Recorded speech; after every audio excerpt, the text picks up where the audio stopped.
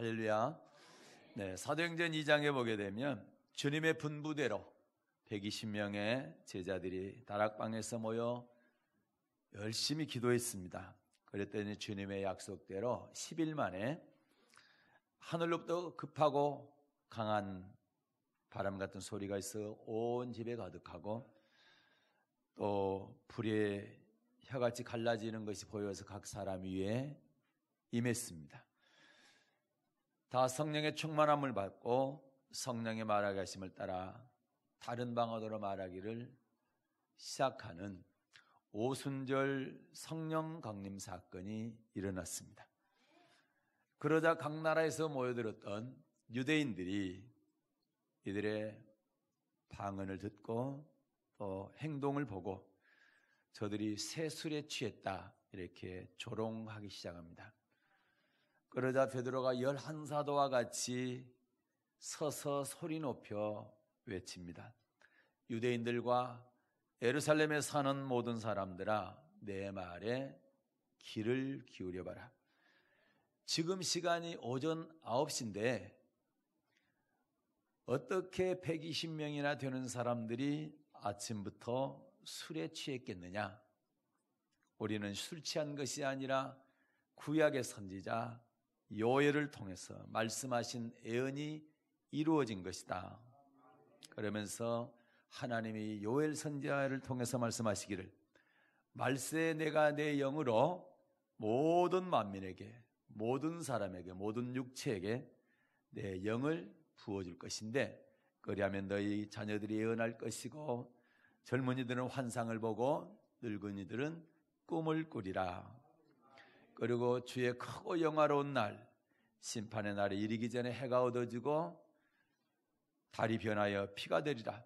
이때 누구든지 주의 이름을 부르는 자는 구원을 얻으리라 하였느니라. 이게 요엘 선지자의 예언이었는데 그 예언이 말세가 돼서 이루어진 것이다. 이렇게 얘기를 했습니다.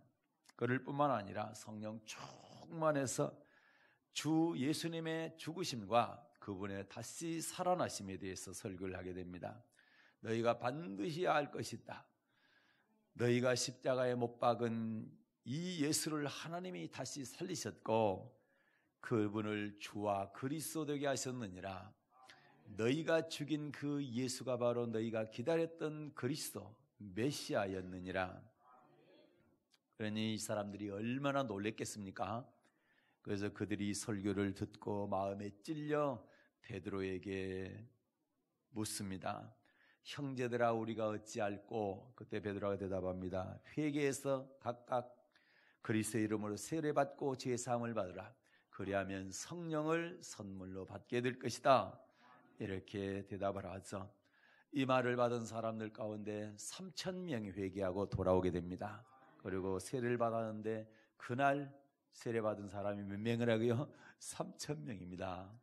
그래서 여러분 예루살렘 교회가 시작되는데 사도들 120명의 성령 받은 사람들과 3,000명의 회개하고 돌아온 성도들로 초대 예루살렘 교회가 시작되게 되는 것입니다. 이 3,000명의 예루살렘 교회 성도들이 어떤 모습으로 신앙생활을 했는지 오늘 이 시간에는 사도행전 2장 42절부터 47절 말씀을 중심으로 예루살렘 교회 성도들의 신앙 이런 제목으로 함께 은혜 나누겠습니다. 예루살렘 교회 성도들의 신앙 첫 번째는 사도의 가르침을 받는 신앙이었습니다. 사도행전 2장 42절 말씀을 보겠습니다. 네, 사도행전 2장 42절 받들어 읽겠습니다. 저희가 사도의 가르침을 받아 서로 교제하며 떡을 떼며 기도하기를 전혀 힘쓰느니라. 아멘. 저희가 사도의 가르침을 받아 예루살렘 교회 성도들은 철저하게 사도의 가르침을 받았습니다. 그렇다고 하면 이 사도들은 성도들에게 무엇을 가르쳤을까요? 사도들은 말 그대로 예수님께 직접 가르침을 받았던 사람들을 사도다 이렇게 얘기를 합니다. 예수님께서 사도들에게 뭘 가르쳤느냐를 알게 되면 사도들이 성도들에게 무엇을 가르쳤는가를 알 수가 있을 것입니다. 하나님은 백성들에게 말씀을 주실 때에 구약은 선지자를 통해서 말씀을 하셨고 신약은 아들을 통해서 말씀하셨습니다. 자, 히브리서 1장 1절과 2절입니다. 히브리서 1장 1, 2절 말씀을 받들어 읽겠습니다. 옛적에 선지자들로 여러 부분과 여러 모양으로 우리 조상들에게 말씀하신 하나님이 이 모든 날 마지막에 아들로 우리에게 말씀하셨으니 이 아들을 만유의 후사로 세우시고 또 저로 말미암아 모든 세계를 지으셨느니라. 아멘. 옛적에 선지자들로, 구약 시대에는 선지자들로 말씀하셨고, 그리고 2절 보면 이 모든 날 마지막에 아들로 우리에게 말씀하셨으니 신약에서는 아들이신 예수님을 통해서 말씀하셨다, 이렇게 말씀하고 있습니다. 그런데 예수님을 통해서 아버지께서 말씀하셨는데 예수님은 아버지의 말씀을 명령으로 받았습니다. 요한복음 12장 49절입니다. 요한복음 12장 49절 갖들어 읽겠습니다. 내가 내 자의로 말한 것이 아니요 나를 보내신 아버지께서 나의 말할 것과 이룰 것을 친히 명령하여 주셨으니. 아멘. 명령으로 받았다, 아버지 말씀을. 예수님은 거기서 그러죠. 내가 내 자의로 말한 것이 아니다. 예수님께서 예수님 자의로 말씀하신 것이 아니고 아버지께서 예수님께서 하실 말씀을 명령으로 주셨다는 겁니다. 그래서 예수님은 자기 말씀을 하신 게 아니고 하나님 아버지의 말씀을 그대로 하신 것입니다. 50절 말씀도 같은 말씀입니다. 받아 읽겠습니다. 나는 그의 명령이 영생인 줄 아노라. 그러므로 나에 이르는 것은 내 아버지께서 내게 말씀하신 그대로 이르노라 하시니라. 그래서 예수님의 말씀은 예수님의 말씀이 아니고 아버지께서 말씀하신 것을 그대로 제자들에게 이르셨다, 이렇게 설명하고 있습니다.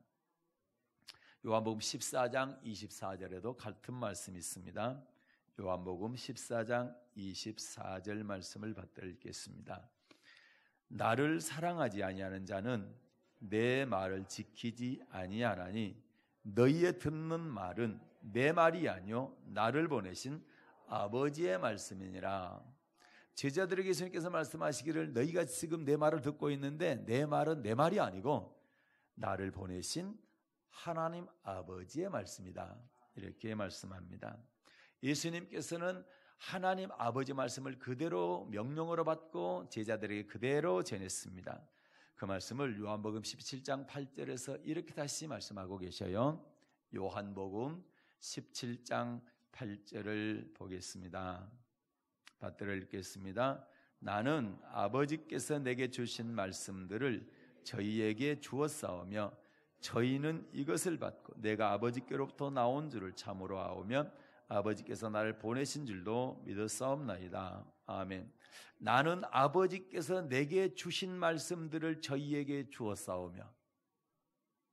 자, 예수님께서는 아버지께서 예수님께 주신 말씀들을 저희가 누굽니까? 제자들이죠. 제자들에게 주었다. 그러면 사도들이 예수님께 받은 말씀은 아버지의 말씀인데 그 말씀 그대로 성도들에게 가르쳤다, 이 말입니다. 예수님께서 아버지께 받은 말씀을 누가복음 4장 43절에서는 하나님 나라의 복음이다, 이렇게 말씀하고요. 마태복음 22장에서는 하나님의 도다. 그래서 아버지께 받은 예수님의 말씀은 하나님 나라의 복음 또는 하나님의 도 또는 믿는 도. 그래서 히브리서 기자는 예수님을 뭐라고 지칭을 했느냐? 믿는 도리의 사도다. 사도란 얘기는 하나님의 말씀을 그대로 전하는 사람이 사도죠. 그래서 뭘 가르치셨나? 뭘 전하는 사도였냐? 믿는 도를 가르치는 사도였다. 자, 히브리서 3장 1절을 보겠습니다. 히브리서 3장 1절 말씀을 받들어 읽겠습니다. 그러므로 함께 하늘의 부르심을 본 거룩한 형제들아, 우리의 믿는 도리의 사도이시며 대제사장이신 예수를 깊이 생각하라. 아멘. 믿는 도리의 사도이며 대제사장이 누구라고요? 예수님이다. 예수님이 누구라고 말씀합니까? 믿는 도리의 사도다. 믿는 도를, 믿음의 도를 가르치는 사도, 이렇게 말씀하고 있습니다. 그래서 사도들은 뭐 바울을 비롯해서 뭐 베드로를 비롯해서 또 유다 사도를 비롯해서 이분들이 뭘 가르쳤느냐를 할 때, 자, 사도행전 24장 24절입니다. 사도행전 24장 24절 받들어 읽겠습니다. 수일 후에 벨릭스가 그 안에 유대 여자 두루실라와 함께 와서 바울을 불러 그리스도 예수 믿는 도를 듣거늘. 자, 벨릭스 총독이 바울을 불러서 뭘 들었습니까? 그리스도 예수 믿는 도, 그리스도 예수 믿는 도, 그리스도의 도, 하나님의 도, 믿음의 도를 들었습니다. 유다도 마찬가지로 이렇게 설명을 합니다. 유다서 1장 3절입니다. 유다 사도도 이렇게 얘기를 해요. 유다서 1장 3절 받들어 읽겠습니다. 사랑하는 자들아, 내가 우리의 일반으로 얻은 구원을 들어 너희에게 편지하는 뜻이 간절하던 차에 성도에게 단번에 주신 믿음의 도를 위하여 힘써 싸우라는 편지로 너희를 권하여야 할 필요를 느꼈느니. 아멘. 성도에게 단번에 주신 믿음의 도다. 그러면 성도들은 뭘 받았단 말입니까? 믿음의 도를 받았다는 얘기죠. 누구를 통해서요? 사도들을 통해서, 주의 종들을 통해서 믿음의 도를 받았다는 겁니다. 그래서 예수님께서는 말이죠,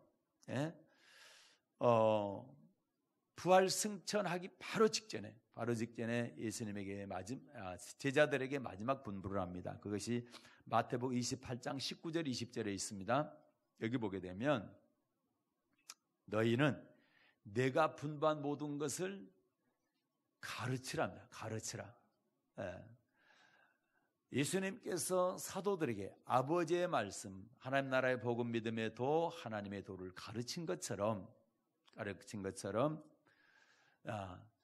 나도 너희에게 분부하노니 너희들도 성도들에게 가서 가르치라. 내가 분부한 모든 걸 가르치라. 내가 너희에게 가르친 것을 성도들에게 가르치라. 마태복음 28장 19절 20절입니다. 받들어 읽겠습니다. 그러므로 너희는 가서 모든 족속으로 제자를 삼아 아버지와 아들과 성령의 이름으로 세례를 주고 내가 너희에게 분부한 모든 것을 가르쳐 지키게 하라. 볼지어다 내가 세상 끝날까지 너희와 항상 함께 있으리라 하시니라. 아멘. 너희는 가서 모든 족속으로 제자를 삼아 전도해가지고 아버지 아들과 성령의 이름으로, 성부 성자 성령의 이름으로 세례를 주고 그들에게 반드시 아버지께서 내게 주신 그 말씀, 그것을 내가 너희들에게 가르쳤는데 너희들도 반드시 그들에게 그걸 가르치라. 그리고 지키게 해라. 이것이 예수님의 마지막 지상 명령이었습니다. 이 땅에 계실 때 마지막 제자들에게 하신 명령이 바로 너희는 내가 아버지께 받아서 너희에게 가르친 그 말씀을 성도들에게 가르치라. 이렇게 명령하시고 승천하신 것입니다. 그래서 베드로 사도는 말이죠, 구약은 선지자들을 통해 주신 예언의 말씀이고 신약은 사도들을 통해서 명하신 말씀이다. 그러니까 예수님이 계실 때는 예수님을 통해서 말씀하셨지만 예수님이 승천하신 다음에 예수님 대신 사도들이 신약의 말씀을 전했다 이 말입니다. 베드로후서 3장입니다. 1절과 2절 보겠습니다. 베드로후서 3장 1, 2절 말씀을 받들어 읽겠습니다. 받들어 읽습니다. 사랑하는 자들아, 내가 이제 이 둘째 편지를 너희에게 쓰노니 이 둘로 너희 진실한 마음을 일깨워 생각하게 하여 곧 거룩한 선지자의 예언한 말씀과 주 되신 구주께서 너희의 사도들로 말미암아 명하신 것을 기억하게 하려 하노라. 아멘. 2절 보니까 그렇죠. 거룩한 선지자의 예언의 말씀, 구약의 말씀이죠. 그 다음에 또 주 되신 구주께서, 예수님께서 너희의 사도들로 말미암아 명하신 것, 내가 아버지의 말씀을 너희에게 전했는데, 가르쳤는데 너희도 가서 가르치라.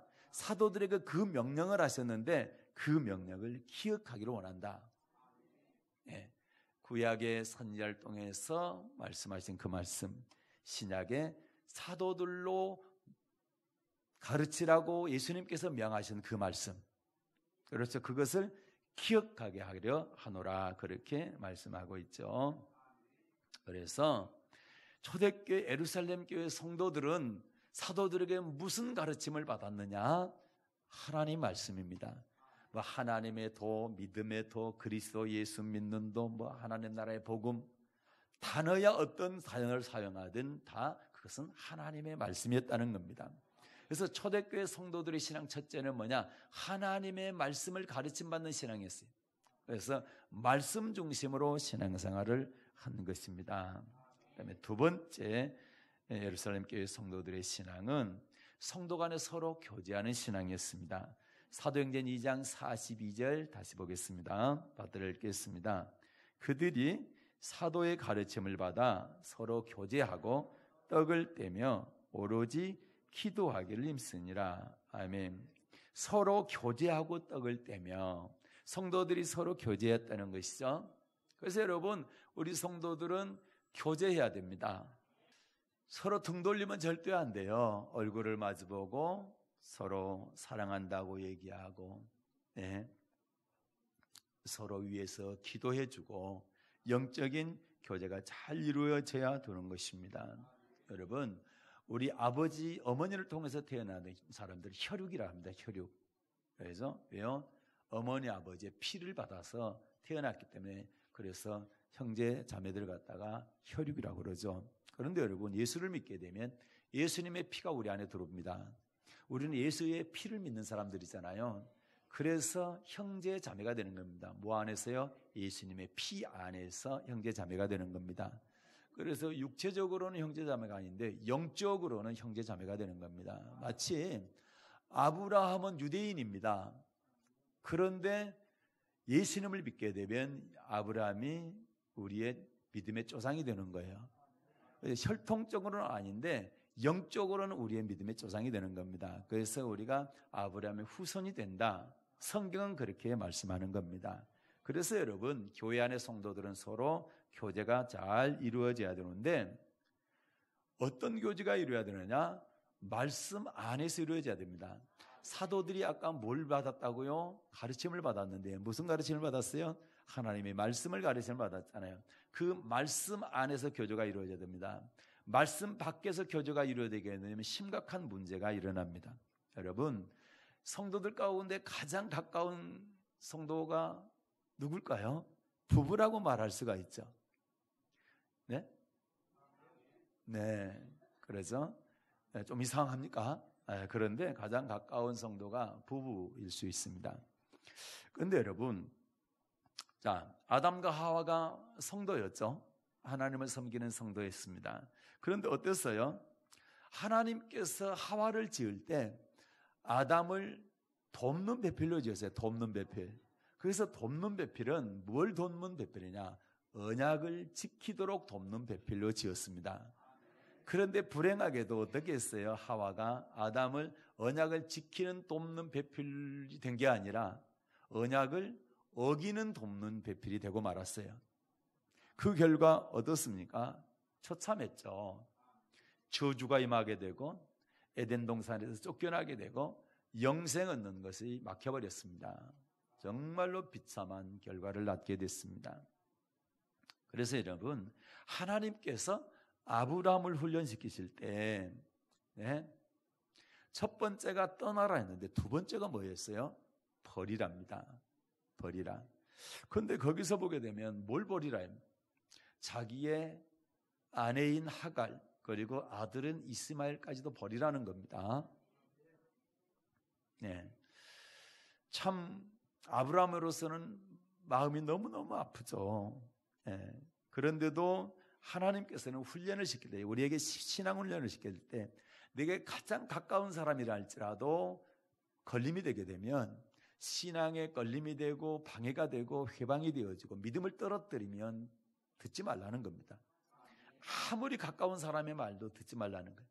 하나님 말씀 중심으로 교제가 이루어야 되지 하나님 말씀 밖에서 교제가 이루어지면 잘못된다는 거예요. 망한다는 거예요. 네. 아브라함이 하갈이라는 여인을 취하게 된 것이 하갈이 아내 사라의 종이죠. 그걸 취하게 된 게 어떻습니까? 75세 하나님께서 약속을 하셨는데 땅도 주고 그 다음에 자손도 많게 해주고 그 약속을 하셨는데 10년이 지났는데도 아무 소식이 없는 거예요. 예. 그러니까 아브라함의 아내 사라가 우리가 서로 내가 늙어가지고 아이를 못 낳을 것 같은데 내 몸종을 통해서 아이를 낳게 되면 그 아이가 바로 내 종의 아이인데 내 아이가 되니까 그때 당시에는 그랬습니다. 아이가 되니까 내 젊은 여종에게 들어가가지고 아들을 낳아달라 이렇게 얘기한 거죠. 사람의 말을 들은 겁니다. 하나님께서는 안 그랬죠. 네 아내 사라를 통해서 아들 주겠다 했거든요. 예. 그런데 하나님의 말씀을 안 믿고 사라의 말을 들은 거예요. 아내의 말을 들었다 이 말입니다. 가장 가까운 성도의 말을 들었다 이 말입니다. 그 결과 어떻게 했어요? 아들 낳았어요. 이스마엘 낳았어요. 예. 그런데 여러분, 사람의 생각과 사람의 방법대로 어떤 일을 했을 때 그 결과가 처음에는 좋습니다. 아들을 낳았으니 얼마나 기뻤겠어요, 아브라함이? 네. 근데 그 기간이 15년이었습니다. 15년. 네, 아브라함이 100살이 됐어요. 85세에 이제 이스마엘을 낳았는데 15년 후에 이삭을 낳게 됩니다. 그렇게 되는데 이삭이 젖될 쯤 되니까 이 이스마엘이 그러니까 이복 형이죠. 이스마엘이 이삭을 조롱하고 희롱하고 막 놀리는 겁니다. 그것 때문에 사라가 저들을 쫓아내라 한 거거든요. 그런데 하나님께서 그 말을 들으라 했어요.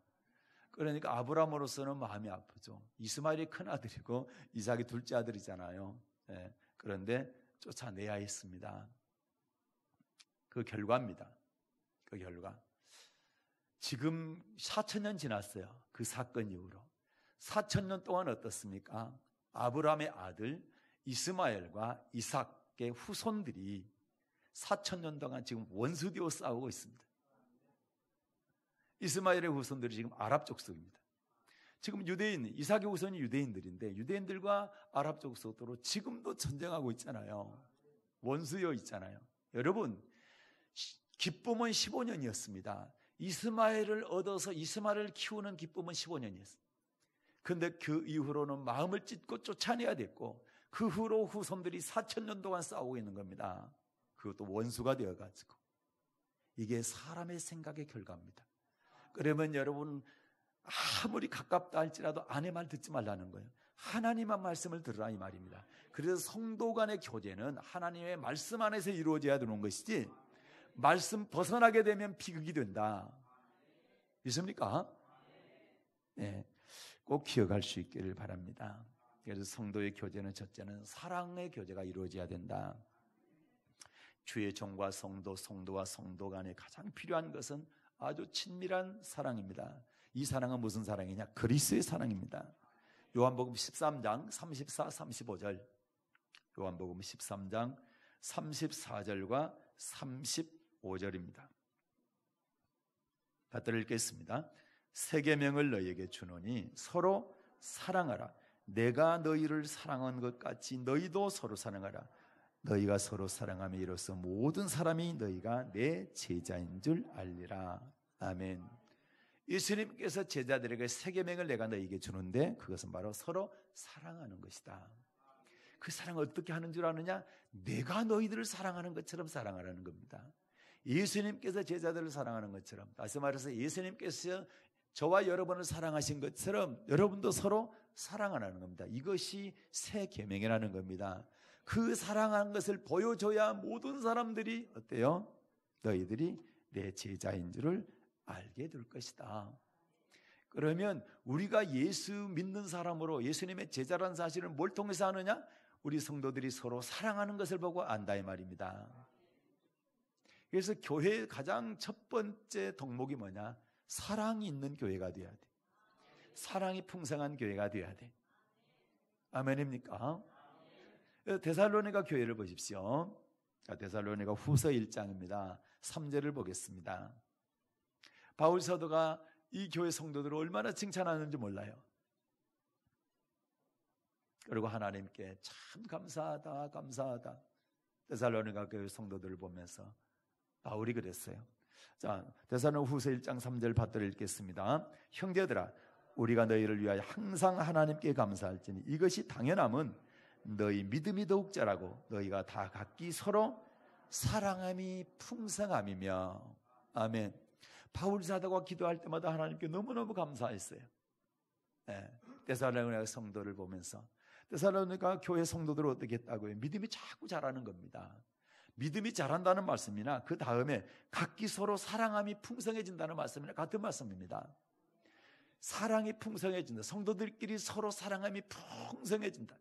이것은 너무너무 당연하다는 겁니다. 이게 데살로니가 교회 성도들이 그랬다는 거예요. 우리 사랑의 교회 성도들께서도 믿음의 깊이가 들어갈수록 더 높아질수록 더 넓어질수록 여러분끼리 서로 사랑함이 더 풍성해지기를 주님의 이름으로 축복합니다. 그 다음에 성도의 교제 두 번째는 서로 용서해야 되는 거예요. 세상 사람들은 조금 삐끗하면 술 한잔 먹고 푸는데 예수 믿는 사람들 안 푸른다고 난리요. 그런데 여러분, 용서는 상대방 때문에 하는 것이 아니라 나 때문에 해야 되는 겁니다. 성경을 찾지는 않겠습니다만 마태복음 18장 보게 되면 1만 달란트 빚진 자 100달란트 빚진 자 여러분 많이 들으셨을 거예요. 1만 달란트라는 것은 하나님께서 나에게 내 모든 죄를 갚아주는 것을 말합니다. 그걸 탕감해 주는 걸 말하는 겁니다. 내가 도저히 1만 달란트를 갚을 수 없는 어느 죄의 빚을 하나님께서 단번에 예수 믿음으로 다 갚아줬다 이 말입니다. 탕감해 줬어요. 그러면 당연히 형제가 나한테 100달란트 작은 돈을 빌렸는데 그거 탕감해야 되는 거 맞다 이 말이죠. 1만 달란트 지금으로 우리 돈으로 계산하면 12조 원 됩니다. 말이 12조 원인데 평생 못 씌워요. 그거 5만 원짜리로 씌워도 못 씁니다. 그걸 갖다 그 많은 돈을 탕감해 줬는데 100달러라니면 한 200만 원, 1000만 원 내지 2000만 원 되는데 그걸 탕감 안 해줬다라는 거예요. 그랬더니 주인이 어떻게 합니까? 하나님께서 1만 달란트 탕감했던 거 취소. 그거 다 갚을 때까지 감옥에다 넣겠다는 겁니다. 그럼 갚을 수 있어요? 없어요? 못 갚아요. 그러니까 어떻게 해야 돼? 100달러는 탕감시켜주라 이 말입니다. 형제가 나한테 잘못한 거 다 탕감해줘라, 용서해줘라 그 얘기입니다. 그래서 여러분, 우리가 형제 사랑하는 것은 뭐 하는 거예요? 성도들끼리 서로 교제하는 것은 서로 사랑하는 친밀한 사랑을 말하고 또 하나는 용서해 주는 걸 말합니다. 그 잘못했다면 또 용서도 당연히 구해야 되겠죠. 세 번째는 성도들끼리는 서로 배려해 줘야 돼요. 배려. 배려. 배려가 뭐냐 할 때 나를 낮추는 게 배려입니다. 나보다 남을 낮게 여기라. 빌립보서 2장 보면 그렇게 말씀하고 있거든요. 그래서 내가 잘났다고 하지 말고 자꾸 옆에 있는 성도들을 높여주시기 바랍니다. 그러면 옆에 성도가 높여지면 내가 바보 될 것 같은데 그렇지 않아요. 하나님께 높여주는 거예요. 이게 성경의 비법입니다. 나를 낮추면 하나님 높여주세요. 그러나 내가 스스로 높아지면 하나님의 나를 낮춰버립니다. 그래서 이런 진리를 꼭 깨달으시길 바라고 옆에 있는 성도를 높여주시기 바랍니다. 대표적인 사람과도 성경에 보게 되면 바나바라고 하는 사람이 있어요. 바나바라고 하는 사람이 있는데 이 사람이 말이죠. 나중에 교회를 핍박하고 예수 믿는 사람들에게 엄청나게 고통을 줬던 바울이라는 사람이 교회에 들어왔을 때 이 사람의 말을 다 들어주고 이 사람을 인정해주고 사도들에게 속해주고 성도들에게 화해시켜주고 얼마나 이 일을 잘한지 몰라. 그래가지고 이제 바나바가 안디옥에 가가지고 성도들을 이렇게 목양을 하게 되는데 처음으로 이방 교회 가가지고 파송받아가지고 목회를 해요. 그런데 혼자 벅차니까 누구를 데려왔느냐? 자기 고향에 가고 있는 바울을 데려왔어요. 바울을 데려와가지고 둘이 같이 1년 가르쳤는데 얼마나 잘 가르쳤는지 교회가 폭발적으로 부흥을 하게 되고 그때 비로소 예수 믿는 사람들이 그리스도인이라고 이런 말을 듣게 됐어요. 다시 말해서 바나바가 바울을 세운 겁니다. 자꾸 세워서 일을 지키고 잘하니까 더 잘하게 만들어준 거예요. 환경을 만들어주고 그렇게 하니까 바울이라고는 위대한 기독교 역사상 최고의 선교사가 나타난 겁니다. 기독교 역사가 바울 때문에 이렇게 세계화가 된 거예요. 바울이 정말 대단한 사람인데 누가 그렇게 만들었냐? 바나바가 그렇게 만드는 거예요. 성도의 교제는 바나바와 같이 해줘야 된다. 서로 사이가 안 좋으면 서로 화해시켜주고, 예? 껄끄러워하면 목사님한테 원망한다 그러면 그렇지 않다고, 예? 그렇게 하면서 맛있는 것도 먹이면서 우리 목사님 좋은 분이라고 그렇게 하면 자꾸 가까이 해주고 그렇게 해야지. 옆에 앉아가지고 맞아 그렇게 고개 끄덕끄덕하면 심각해지는 거예요. 그 말씀 바뀌잖아요. 그것은. 그러죠? 만약에 목사에게 허물이 보인다 그러면 덮어주고 위에서 기도하라고 그랬잖아요. 그래야 되는데 그걸 같이 고개 끄덕끄덕 해주고 그렇게 한다면 그는 하나님 말씀 바뀌지 않습니까? 용서해주고 덮어주고 위에서 기도해주는 것이 하나님의 말씀이잖아요. 그러니까 항상 우리는 말씀 안에서 교제가 이루어져야 된다. 말씀 밖으로 벗어나면 절대 안 된다는 사실을 꼭 기억할 수 있기를 바랍니다. 그 다음에 세 번째 신앙은 기도하는 신앙이었어요. 기도에 힘쓰는 신앙. 자, 사도행전 2장 42절 다시 읽겠습니다. 네, 사도행전 2장 42절 읽겠습니다. 저희가 사도의 가르침을 받아 서로 교제하며 떡을 떼며 기도하기를 전혀 힘쓰니라. 아멘. 기도하기를 전혀 힘썼다. 예루살렘 교회 성도들은 기도하기를 힘썼습니다. 모든 성경은 말이죠, 하나님의 명령, 그 다음에 그 명령에 대한 성취, 이렇게 이루어졌어요. 간단합니다. 성경은 하나님께 천지 창조 그것 말고요, 그 다음에 예수님께서 십자가에 죽으셔서 피 흘려 주셔서 우리의 죄를 구속한 거 그거 딱 빼놓고 나머지 모든 것은 명령과 성취입니다. 이렇게 하라, 그리하면 내가 이렇게 해주겠답니다. 이게 성경의, 모든 성경의 핵심입니다. 기도도 마찬가지예요. 네. 예레미야 선지자가 시대 뜰에 있는 감옥에 갇혔어요. 그때 하나님 아무것도 못해요. 그런데요, 하나님께서 그랬어요. 일을 행하는 여호와, 성취하는 여호와가 말씀하셨어요. 너는 내게 부르짖으라. 네가 아무리 감옥에 갇혀 있어 나한테 기도할 수 있잖아. 부르짖을 수 있잖아. 입을 틀어 막으면 속으로도 할 수 있잖아요. 그래서 기도를 못 막어. 그 누구도 기도할 수 있잖아. 부르짖으라. 그러면 내가 뭐 하겠다? 응답하겠다는 겁니다. 기도해야 응답한다는 겁니다. 아이고, 하나님께서 알아서, 어련히 알아서 해주실까? 제발 그러지 마세요. 성경은 내가 축복을 약속했다 할지라도 너희들은 반드시 기도해라. 그래야 이루어진다. 그래서 하나님의 언약은 기도를 통해서 이루는 겁니다. 그래서 기도해야 되는 것입니다. 그래서 초대교회 성도들이 참 어려울 때인데 이들이 뭘로 이겨나갔냐? 기도로 이겨나간 거예요. 기도로. 그래서 여러분 어떻습니까? 요한의 형제인 야고보 사도가 있어요. 요한 사도의 형제 야고보가 있는데 최초의 순교자입니다. 최초의 순교자인데 이 사람을 죽이니까 유대인들이 좋아한 거예요. 헤롯이 죽였거든요, 칼로. 그런데 너무 좋아해. 그래서 야고보 중에 너무 좋아하네. 그 제일 수제자인 베드로 죽이면 더 좋아하겠다. 그래야 베드로를 잡아다가 감옥에 가둬놨어요. 이제 처형시키려고. 그런데 그때 뭐하냐? 예루살렘 교회가, 지금 이 초대교회가 뭐합니까? 기도합니다. 자, 사도행전 12장 5절입니다. 사도행전 12장 5절 읽겠습니다. 이에 베드로는 옥에 갇혔고 교회는 그를 위하여 간절히 하나님께 빌더라. 네? 베드로가 옥에 갇혔어요. 내일 죽어요, 내일. 네? 그 교회는 뭐합니까? 열심히 아주 간절하게 기도합니다. 그랬더니 하나님께 천사를 보내가지고 감옥에서 꺼내줍니다. 이런 기적이 일어납니다. 그러니까 이 어려운 초대교회 때에 성도들이 어려움을 뭘로 이겨나가느냐? 기도로 이겨나갑니다. 기도로. 믿습니까? 그래서 우리도 마찬가지로 위기 순간들, 어려운 이런 일들이 있을 때, 어려운 일이 아니더라도 항상 우리는 기도해야 될 줄로 믿습니다. 어려울수록 더 기도하시고. 그래서 우리가 기도 응답을 한번 받기 시작하면 이게 맛이 들려가지고 재미가 있어요. 예? 그래서 기도를 자꾸 하게 되는 거예요. 그래서 그런 체험이 있기를 바랍니다. 그런데 반드시 하나님은 부르짖으라, 그리하면 내가 응답하겠다는 거예요.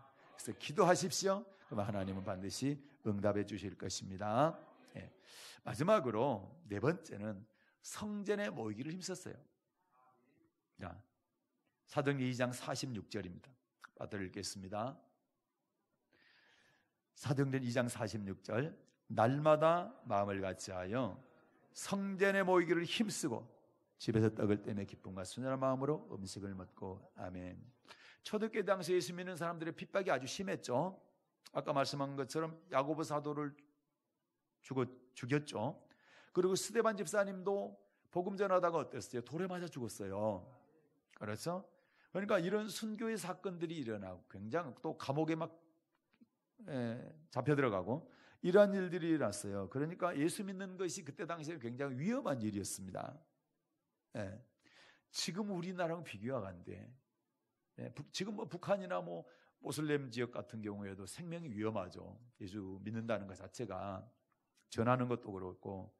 그런데 이런 위험한 시기에 말이죠, 초대교회 성도들이 아이고 두렵다 그래가지고 꼭꼭 숨는 게 아니라 지금 어디 모입니까? 성전에 모이는 거예요. 성전에 모이면 감시자들이 성전 앞에만 서 있으면 누가 왔다 갔다 하는지 다 알잖아. 그렇잖아요.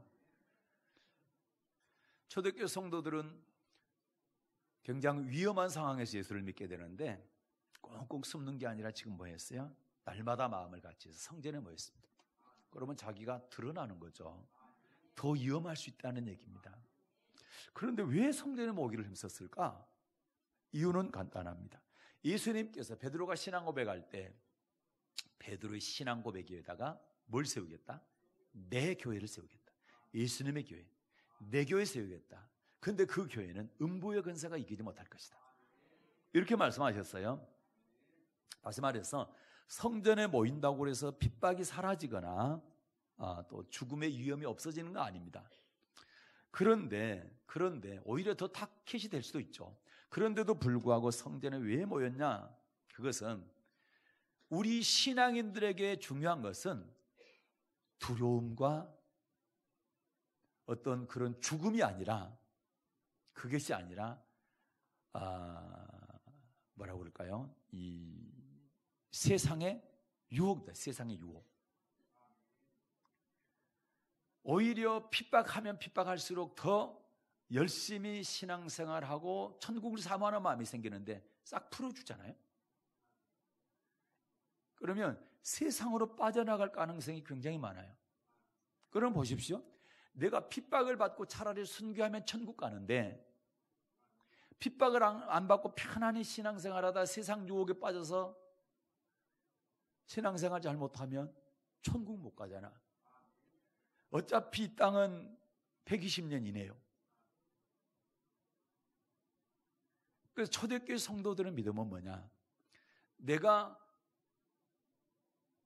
교회 성전에 가서 신앙생활을 하는데 그것 때문에 내 신분이 드러나고 내게 위험이 오고 혹시 죽음이 찾아온다 할지라도 나는 세상 빠져나가서 내 믿음을 잃어버리는 그런 신앙은 갖지 않겠다는 겁니다.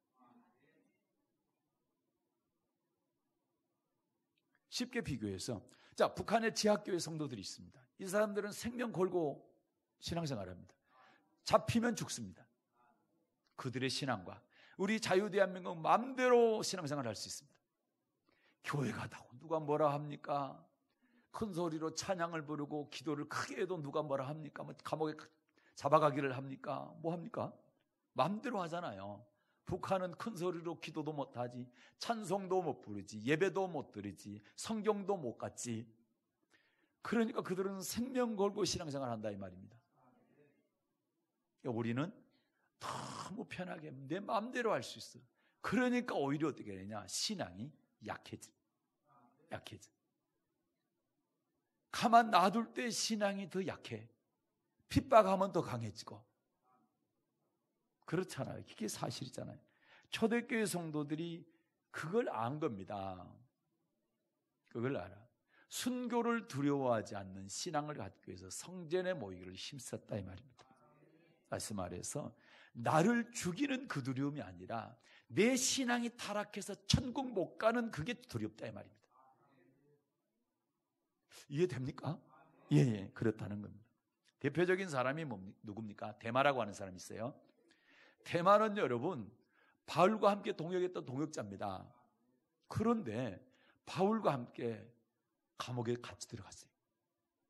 이 얘기는 환난 핍박 같이 다 당했는데 끝까지 견뎠어요. 그런데 문제는 뭐냐? 세상이 사랑스러워 세상으로 나간 거예요. 환난 핍박은 이겨냈는데 세상 유혹은 못 이겨내더라 이 말입니다. 환난 핍박보다 더 무서운 것이 세상의 유혹이더라 이 말입니다. 디모데후서 4장입니다. 10절 받들어 읽겠습니다. 디모데후서 4장 10절 데마는 이 세상을 사랑하여 나를 버리고 데살로니가로 갔고. 아멘. 네, 바울과 그렇게 힘들고 어려운 과정들을 감옥에도 핍박도 다 이겨냈던 사람이 세상 유혹 못 이겨내고 세상이 사랑스러워서 세상으로 가더라 이 말이에요. 그래서 초대교회 성도들이 왜 자기의 신분이 드러나는데 공개적으로 성전에 모기를 힘썼냐 이 말이에요. 그거는 핍박과 환난보다 더 두려운 것은 세상 유혹이다. 그걸 알았기 때문에 그렇습니다. 성경은 세상과 벗이되는 것은 하나님과 원수가 된다 이렇게 말씀합니다. 그래서 초대교회, 초대 예루살렘 교회 성도들이 성전 중심으로 신앙생활한 줄로 믿습니다. 성전은 음부의 권세가 이기지 못하는 것이다. 몸은 죽일 수 있을지 모르겠지만 절대로 영혼은 못 죽입니다. 그래서 마태복음 10장에 보게 되면 몸을 죽이는 자들 두려워하지 말고 몸과 영혼을 지옥에서 멸하시는 하나님을 두려워하라 이렇게 말씀하는 겁니다. 사랑하는 여러분, 성전 중심으로 사십시오. 그래서 어떤 고난 또 유혹 속에 담대히 맞서서 예수 그리스도의 이름으로 넉넉히 이기는 여러분 되시기를 주님의 이름으로 축복합니다. 말씀을 정리하고 마치겠습니다. 네, 마가의 다락방에서 120명이 모여서 제자들이 기도하게 될 때 열흘 만에 성령 세례를 받게 됩니다. 그리고 나와서 복음을 전하게 됩니다. 베드로가 복음을 전할 때 하루에 3,000명이 돌아와요. 회개합니다. 그래서 초대교회가 세워지게 되고 당시에 예수를 증거하게 될 때 당시에 바리새인들, 서기관들, 대제사장들, 장로들, 종교계의 그때 당시 종교의 지도자들이 뒤집어진 겁니다. 예수 믿는 것들 놔뒀다 큰일 나겠다. 그래서 위기를 느끼고 위협을 하고 감옥에 가두고 죽이기도 하고 그렇죠. 네, 그런 핍박을 받게 됩니다. 그럼에도 불구하고 초대교회 성도들은 어떤 신앙으로 살았느냐? 첫째는 사도들이 가르쳐 주신 하나님의 말씀 중심으로 살았다. 그 다음에 두 번째는 성도 간에 서로 친밀한 교제, 하나님 말씀 안에서 서로 응원하고 기도하고 축복하고 힘들 때 손잡아주고 이런 친밀한 교제의 신앙으로 살았다. 세 번째는 오직 어려움 만났을 때 기도했다. 베드로가 갇혔을 때 기도할 때 하나님께 천사를 보내서 그걸 구원해줬던 그런 기적들을 체험하면서 신앙생활을 했습니다. 그리고 성전에 모이게 되면 드러나는데도 불구하고 자기에게 더 불이익이 있을 줄로도 생각이 되지만 그것보다는 차라리 세상의 유혹이 더 두렵다. 그렇게 해서 순교의 신앙을 교회 중심으로 살아가게 된 줄로 믿습니다. 마지막으로 한 절 읽고 마칩니다. 사도행전 2장 47절입니다. 이런 신앙으로 살아가게 될 때에 하나님께서는 모든 백성으로 예수 믿는 사람들이 칭송받게 만들고 그리고 하나님께서 구원받는 사람들을 날마다 더해 주시더라. 폭발하는, 부흥이 폭발하는 이런 축복이 있는 줄로 믿습니다. 부흥은 교회적인 부흥뿐만 아니라 개인 한 사람 한 사람의 심령의 부흥까지 다 포함해서 놀라운 부흥이 있게 된 줄로 믿습니다. 사도행전 2장 47절 받들어 읽겠습니다.